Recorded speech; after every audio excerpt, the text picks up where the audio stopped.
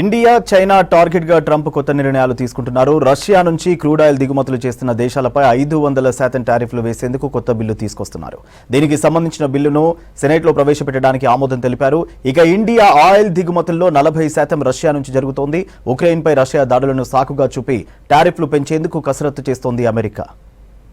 ఇండియాను ఇబ్బంది పెట్టేందుకు అమెరికా అధ్యక్షుడు డొనాల్డ్ ట్రంప్ కొత్త బిల్లుతో వస్తున్నారు. ఉక్రెయిన్ పై రష్యా దాడులను సాకుగా చూపి రష్యా నుంచి ఆయిల్ కొనే దేశాలపై 500% టారిఫ్ వేస్తామని హెచ్చరించారు. ఇండియా క్రూడ్ ఆయిల్ దిగుమతుల్లో సుమారు 40% రష్యా నుంచి వస్తోంది. రష్యా ఉక్రెయిన్ యుద్ధం 3 ఏళ్లు దాటినప్పటికీ రష్యా అధ్యక్షుడు వ్లాదిమిర్ పుతిన్ తీవ్ర దాడులు కొనసాగిస్తున్నారు. యుద్ధం చేస్తున్న అతన్ని శిక్షించేందుకు ట్రంప్ ప్లాన్ చేస్తున్నారని తెలిపారు యుఎస్ సెనేటర్ గ్రాహం.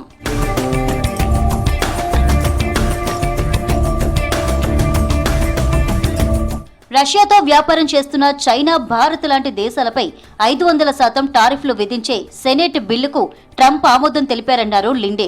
ఈ బిల్లులో రష్యా నుంచి క్రూడ్ ఆయిల్ కొనుగోలు చేస్తున్న దేశాలను సపోర్టర్లన్నారు. ట్రంప్ ఈ కఠిన ఆంక్షల బిల్లును ఓటింగ్కు తీసుకువచ్చేందుకు అంగీకరించారని వివరించారు. 84 మంది సెనేటర్లు ఈ బిల్లుకు మద్దతిస్తున్నారని చెప్పారు.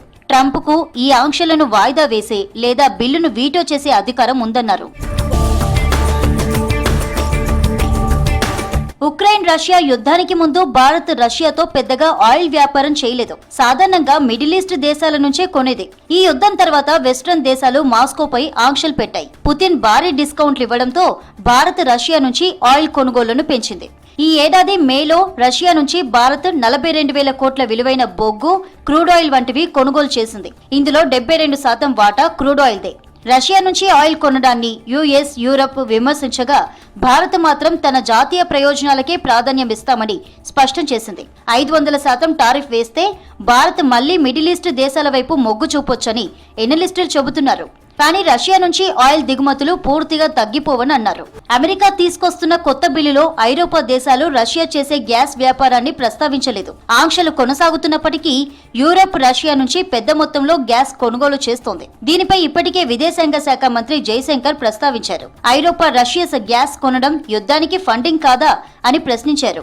ఇరాన్, వెనిజులా ఆయిల్ పై ఆంక్షలు ఎత్తివేయకపోవడాన్ని కూడా విమర్శించారు. మరోవైపు అమెరికన్ బియ్యం కొనకపోతే 35% టారిఫ్లు విధిస్తామని జపాన్ను బెదిరించారు ట్రంప్. జపాన్ దేశంతో తమకు భారీగా వాణిజ్య లోటుందన్నారు. ఈ ఏడాది ఏప్రిల్లో ట్రంప్ చాలా దేశాలపై 10% బేస్ టారిఫ్ విధించారు. చర్చలకు వచ్చే కొన్ని దేశాలపై విధించిన ఎక్కువ రేట్లను సస్పెండ్ చేశారు. ఈ సస్పెన్షన్ జూలై 9తో ముగుస్తోంది.